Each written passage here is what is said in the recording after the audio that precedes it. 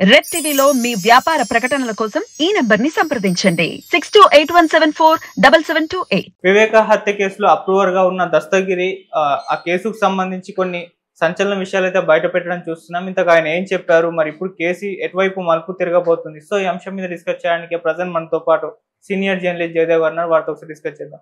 Sir నమస్కారం. Sir నమస్తే. Sir Dastagiri అయితే అప్రూవర్ గా ఉన్నారు. ఇప్పుడు కొన్ని మీడియా ముందుకు వచ్చి కొన్ని విషయాలు చెప్పారు అని చెప్పేసి చెప్తున్నారు. ఇంతకు ఆయన ఏం చెప్పారు, మరి ఈ వీటిని తీసుకొని ఏమన్నా ఈ కేసులో మలుపు తిరిగే అవకాశం ఏమన్నా కనిపిస్తుందా సార్?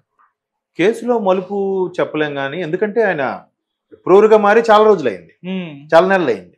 ఏది ఇక్కడ కేసులో పురోగతి? ఎక్కడ ప్రభుత్వం ఎవరిది ఉంది? ఎందుకు మాట్లాడట్లేదు? ఎందుకు కేసు పుటప్ చేయట్లేదు? గట్టిగా మాట్లాడితే చంద్రబాబు హయాంలో చనిపోయారు అని అంటున్నారు. చంద్రబాబు హయాంలో చనిపోయారు, సరే. గవర్నమెంట్ పోయిన ఇంకో నెల 2 నెలల ముందు ఆయన చనిపోయారు. ఆ తర్వాత ఎవరు గవర్నమెంట్ వచ్చింది? ఎందుకు ముందుకు కదలట్లేదు? ఎవరు ఎందుకు మాట్లాడట్లేదు? దస్తగిరి లాంటి వ్యక్తి ఒకటే చెప్పాడు, కేవలం కడప ఎంపీ సీటు కోసమే జరిగింది అన్నట్టుగా చెప్పాడు ఆయన. మరి అలా చేసినప్పుడు ఎవరెవరి మీద అనుమానాలు వస్తాయి అంటూనే, కావాలంటే మీరు జైల్లో ఉండే సీసీ ఫుటేజ్లు కూడా తీసుకుని గమనించి చూడండి. నాకు జైల్లో ఉన్నప్పుడు ఆయన పేరు ఎవరు, చైతన్య రెడ్డి గారు ఎవరు, నాకు బాగా ఇన్ఫ్లుయెన్స్ చేశారు. మీరు కావాలంటే ఫుటేజ్ చూడండి. జైల్లో సీసీ ఫుటేజ్ లేకపోతే ఎందుకు ఎవరు మాట్లాడట్లేదు, దాని గురించి ఎవరు ఎందుకు తెప్పించుకోవట్లేదు? ఇన్ని వ్యాఖ్యలు చేస్తున్నాడే సామాన్యుడు. పైగా ఆయనకి ప్రాణహాని ఉందని కూడా భయపడకుండా మాట్లాడుతున్నాడంటే ఎంత విసిగిపోతే, ఎంత వెక్స్ అవ్వకపోతే అట్లా మాట్లాడతాడు. మరోవైపు తన భార్యకు కూడా చెప్పాడట, నా పరిస్థితి ఎప్పుడు ఎలా ఉంటుందో తెలియదు, నువ్వు మాత్రం సిబిఐకి లేఖ రాయు అన్నట్టు కూడా చెప్పాడంట.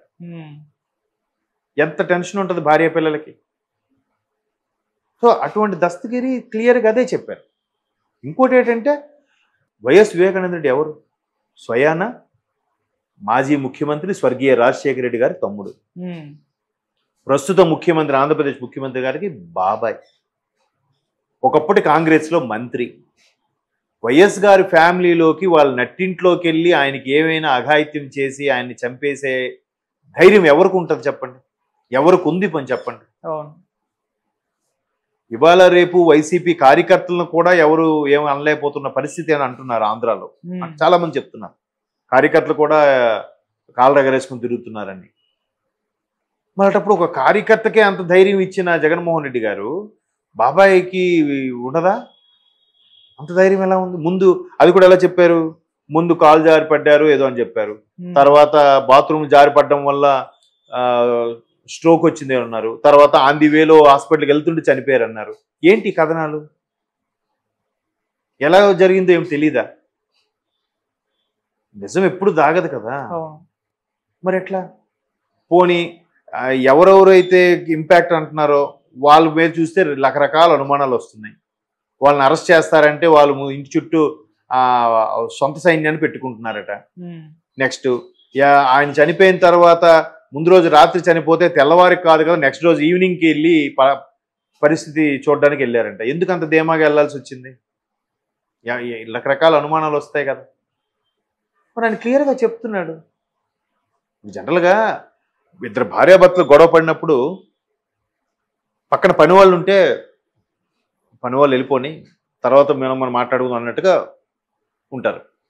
అట్లాంటిది పనివాడు, అదే పనిచేసేవాడు, డ్రైవర్ లాంటి వ్యక్తులు ఓపెన్ అయ్యి బయటకు వచ్చారంటే వీళ్ళకి ఇన్వాల్వ్ చేశారా, లేకపోతే వీళ్ళు ఎదురుగా జరిగిందా, లేదా వాళ్ళు చేసేసి నీ మీద పెడతాము, నీ కుటుంబాన్ని డబ్బులు ఇస్తాము నీకు ఒప్పించే ప్రయత్నం చేస్తే ఆయన విసిగిపోయి బయటకు వచ్చాడా అనేది తెలియదు.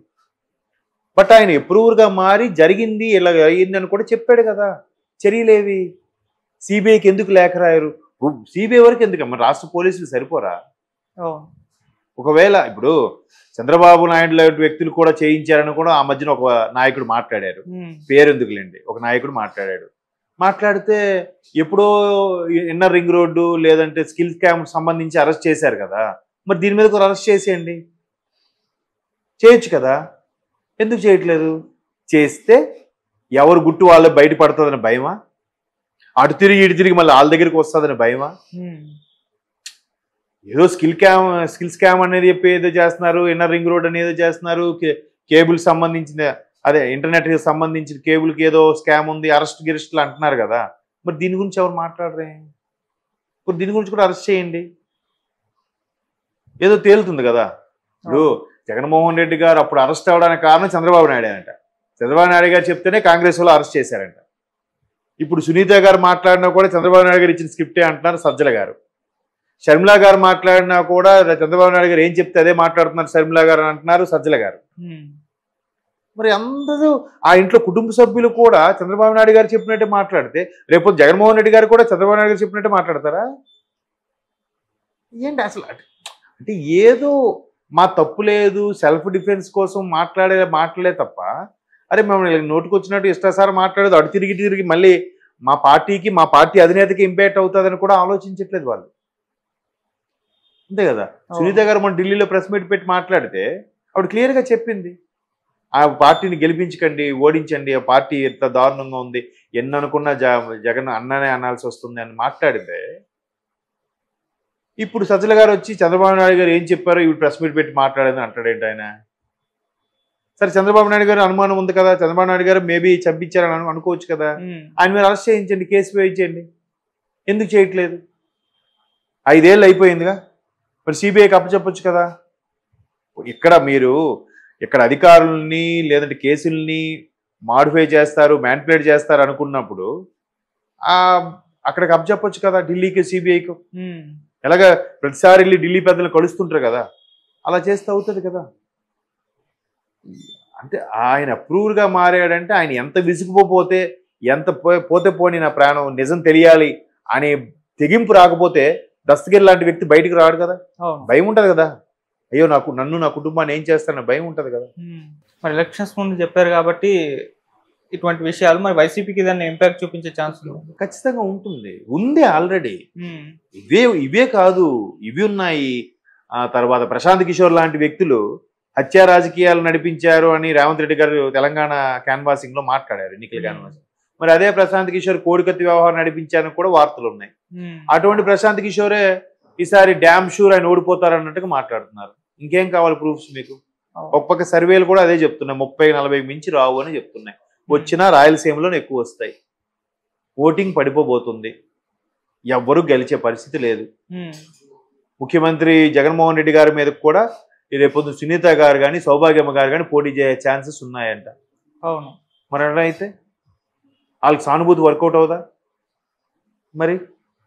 సో ఇట్లా ఎట్లా అయిపోయిందంటే కోర్టులు కేసులు వాటి మీద కూడా నమ్మకాలు తగ్గిపోతున్నాయి రాను రాను. ఇప్పుడు 10 ఏళ్ళు బెయిల్ మీద ఉన్నాడు ఆయన, ఏమైంది? ఆల్రెడీ 5 ఏళ్ళు ముఖ్యమంత్రిగా పరిపాలన కూడా చేసేసాడు ఆయన జెడ్ కేటగిరీ ప్రోటోకాల్తో. ఏ కోర్టులు అయితే శిక్ష విధించాయో అదే కోర్టు ఎక్కడ ఉండాలో డిసైడ్ చేసే స్థాయికి వెళ్ళిపోయాడు ఆయన. అంతే కదా, కర్నూలులో హైకోర్టు పెడదామని అనుకున్నారు కదా, ఇప్పుడు దాని గురించి ఏమైనా పనులు నడిచాయా? ఇవన్నీ అంటే ఎవరు చెప్పరో లేదంటే మనం వేసే బిస్కెట్లకే పడిపోతారులే అనుకుంటారో ఏంటో కానీ మరి ఇంకా వాళ్ళ ఆలోచన విధానం వదిలేయాలి.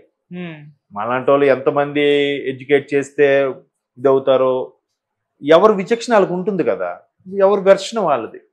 ఎంత తప్పు చేసినా వాళ్ళ కుటుంబ సభ్యులకు ఆయన మంచోడేగా, ఆయన పార్టీ వ్యక్తులకు ఆయన మంచోడేగా. ఎవరైనా అంతే, మన కుటుంబ సభ్యులు ఎవరు తప్పు చేసినా కూడా ఎలా ఉంటుందంటే పోన్లేదా తీసాడు, ఇంకెప్పుడు ఇలా చేయకరా, ఏదో తెలియక చేశాడు అని కప్పిపుచ్చుకుంటాం, కవర్ చేస్తాం. ఇది కూడా అలాగే చేస్తున్నారేమో అనిపిస్తుంది ఆ కుటుంబ సభ్యులు, ఆ పార్టీ సభ్యులు.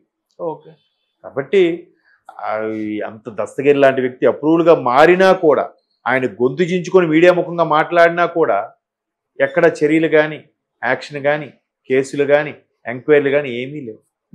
చనిపోయింది ఎవరు? ఒక మాజీ మంత్రి, ఒక మాజీ ముఖ్యమంత్రి తమ్ముడు, ఒక పెద్ద కుటుంబానికి చెందిన వ్యక్తి,